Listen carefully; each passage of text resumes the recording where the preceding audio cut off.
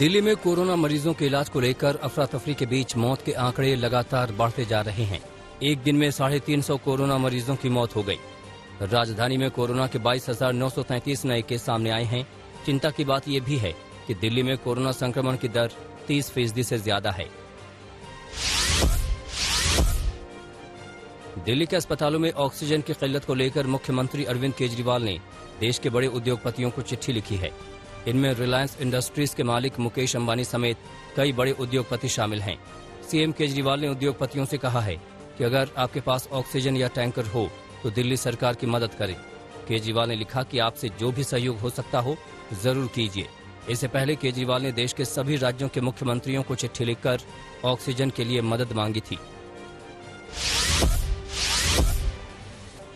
UP में बीते 24 घंटे में कोरोना के 35,614 नए केस सामने आए हैं, जबकि कोरोना के चलते 208 लोगों की मौत हो गई। लखनऊ में कोरोना के सबसे ज्यादा 5,187 नए मरीज मिले हैं। हालांकि राहत की बात यह है कि लखनऊ में 6200 से ज्यादा मरीज ठीक हुए हैं, जबकि पूरे प्रदेश में ठीक होने वाले मरीजों की संख्या 25,500 से ज्यादा है। हालांकि दिल्ली से सटे नोएडा में कोरोना के मरीजों की संख्या में इजाफा हुआ है। 24 घंटे में नोएडा में कोरोना के 1,310 केस सामने आए और 11 लोगों की मौत हो गई। वहीं गाजियाबाद में कोरोना के 714 नए मरीज मिले। कोरोना संकट के बीच यूपी की योगी सरकार ने बड़ा आदेश दिया है। सरकार की ओर से जारी आदेश में कहा गया है कि अगर सरकारी अस्पताल में बेड खाली न हो तो मरीज को प्राइवेट अस्पताल में भेजा जाए। उसका पूरा खर्च राज्य सरकार उठाएगी। साथ ही अधिकारियों को निर्देश दिया गया है कि हर दिन की स्थिति के हिसाब से बेड की अतिरिक्त व्यवस्था कराई जाए। बिहार में बीते 24 घंटे में कोरोना के 12,795 नए मामले सामने आए हैं। बिहार में अब कोरोना के एक्टिव केस बढ़कर 87,000 के पार पहुंच गए हैं।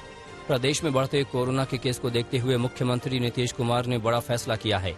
नीतीश कुमार ने विशेष विमान भेजकर अहमदाबाद से 14,000 रेमडेसिवियर दवा लाने का आदेश दिया।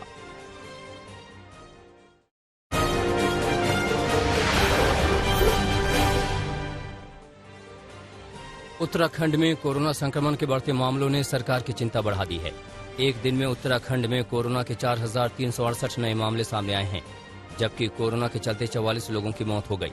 कोरोना के केस बढ़ने के बाद उत्तराखंड सरकार ने कई जिलों में कर्फ्यू का ऐलान कर दिया है।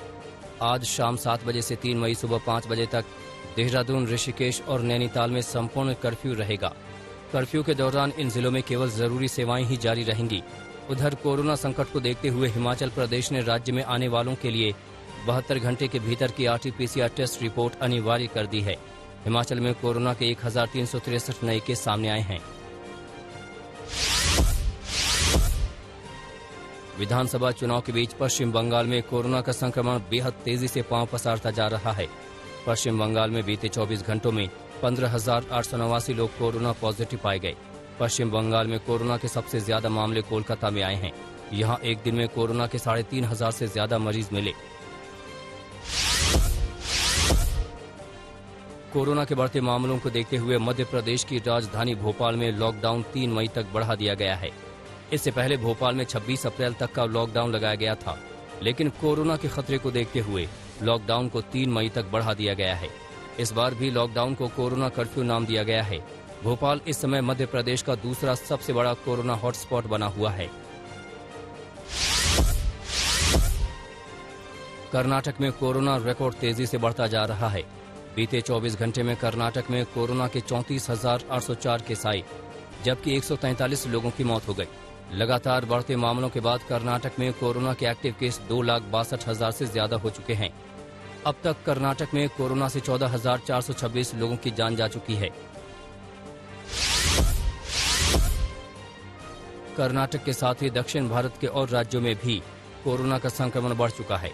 तमिलनाडु में एक दिन में कोरोना मरीजों की संख्या 15,000 के पार पहुंच गई है। वहीं बीते 24 घंटे में आंध्र प्रदेश में भी कोरोना के केस बढ़े हैं। आंध्र प्रदेश में कोरोना के 12,634 नए केस सामने आए हैं, जबकि 69 लोगों की जान चली गई। 1 मई से शुरू हो रहे कोरोना वैक्सीनेशन के तीसरे चरण से पहले कांग्रेस शासित राज्यों ने इस अभियान को लेकर हाथ खड़े कर दिए हैं। राजस्थान, छत्तीसगढ़, पंजाब तीनों राज्यों के स्वास्थ्य मंत्रियों ने कहा है कि उनके पास पर्याप्त वैक्सीन नहीं है। ऐसे में 1 मई से शुरू होने वाले वैक्सीनेशन कैंपेन को वो अपने राज्य में लागू नहीं कर सकते हैं।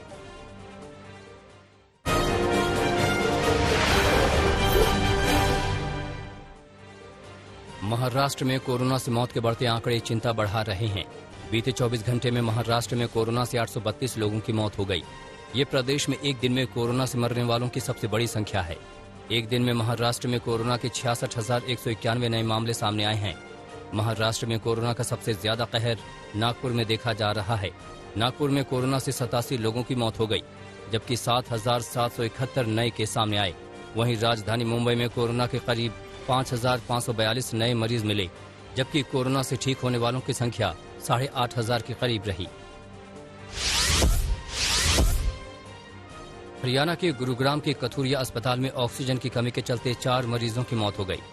अस्पताल प्रबंधन का कहना है कि सुबह 11 बजे के करीब ऑक्सीजन खत्म होने के बाद ही प्रशासन को जानकारी दे दी गई थी, लेकिन बार बार सूचना दिए जाने के बावजूद प्रशासन की ओर से ऑक्सीजन का कोई इंतजाम नहीं किया गया। ऑक्सीजन की कमी से 4 मरीजों की मौत के बाद परिवार वालों का गुस्सा फूट पड़ा। हरियाणा के रेवाड़ी के एक निजी अस्पताल में 4 कोरोना मरीजों की मौत हो गई। परिवार वालों का आरोप है कि ऑक्सीजन की कमी के चलते मरीजों की जान चली गई। मरीजों की मौत के बाद गुस्साए परिवार वालों ने नारेबाजी की और सड़क जाम कर प्रदर्शन किया। हंगामे की सूचना के बाद अधिकारी मौके पर पहुंचे और फौरन ऑक्सीजन सिलेंडर अस्पताल पहुंचाई गई।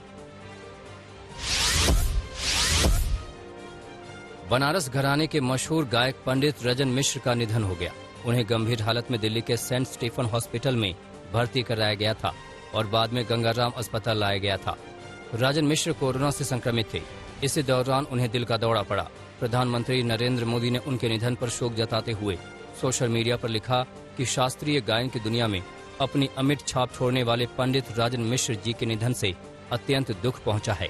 बनारस घराने से जुड़े मिश्र जी का जाना कला और संगीत जगत के लिए एक अपूरणीय क्षति है।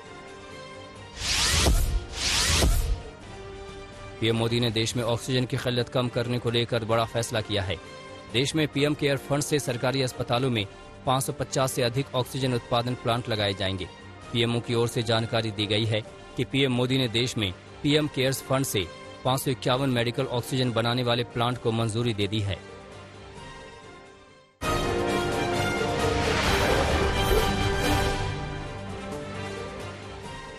उज्जैन में रेमडेसिविर इंजेक्शन और एंटीबायोटिक की कालाबाजारी के मामले में पुलिस ने 8 लोगों को गिरफ्तार किया है।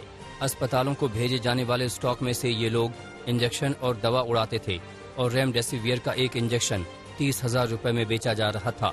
पकड़े गए आरोपियों में मेडिकल कॉलेज का एक छात्र भी शामिल है। जालंधर में पुलिस ने दूल्हे सहित 200 बारातियों के खिलाफ केस दर्ज किया है। कोरोना को लेकर बरती जा रही सख्ती के तहत शादी समारोह में सिर्फ 20 लोगों के जमा होने की इजाजत है। हालांकि दूल्हे का कहना है कि शादी में 20 मेहमान ही बुलाए गए थे, लेकिन आसपास के लोग बारात देखकर वहां इकट्ठा हो गए। बालाघाट में एक हॉस्पिटल से ऑक्सीजन सिलेंडर चोरी होने का मामला सामने आया है। ऑडिट के दौरान ऑक्सीजन के 20 सिलेंडर नदारद मिले। पुलिस ने इस मामले में 2 लोगों को पकड़ा है, लेकिन अभी तक ऑक्सीजन सिलेंडर बरामद नहीं कर पाई है। ऑक्सीजन सिलेंडर गायब होने की जानकारी मिलने के बाद सुरक्षा के लिए अलग से गार्ड तैनात किए गए हैं। पठानकोट में पुलिस ने 3 नशे के सौदागरों को गिरफ्तार किया है। चेकिंग के दौरान बैरिकेड तोड़कर भाग रहे बदमाशों को पुलिस ने धर दबोचा। एनकाउंटर के दौरान दोनों तरफ से जमकर गोलियां चली। पकड़े गए तस्करों के पास से हेरोइन और पिस्टल और जिंदा कारतूस बरामद किए गए हैं। जालंधर में 5 महीने पुराने विवाद को लेकर 2 गुट आपस में भिड़ गए। एक पक्ष ने दूसरे गुट के लोगों पर जमकर फायरिंग की। गोली लगने से एक 35 वर्षीय युवक की मौत हो गई, जबकि छोटे भाई की हालत गंभीर बनी हुई है। पीड़ित पक्ष ने आधा दर्जन से ज्यादा लोगों के खिलाफ नामजद रिपोर्ट दर्ज करवाई है। छत्तीसगढ़ के सुकमा जिले में नक्सलियों ने NH 30 पर 7 गाड़ियों को जलाकर खाक कर दिया। पुलिस के मुताबिक नक्सलियों ने तीर बम से हमला किया। करीब आधे घंटे तक नक्सलियों ने जमकर उत्पात मचाया। 26 अप्रैल को नक्सलियों की ओर से बंद का आह्वान किया गया है। गाड़ियों में आगजनी के बाद इलाके में दहशत का माहौल है। फर्रुखाबाद में एक युवक की गोली मारकर हत्या कर दी गई। शव सड़क किनारे पड़ा मिला। पुलिस ने शव के पास से बाइक और एक तमंचा बरामद किया है। परिजनों ने गांव के ही कुछ लोगों पर हत्या का आरोप लगाया है। मारा गया युवक दोस्त की शादी में शामिल होने के लिए आया था। शुरुआती जांच में प्रेम प्रसंग का मामला सामने आया है।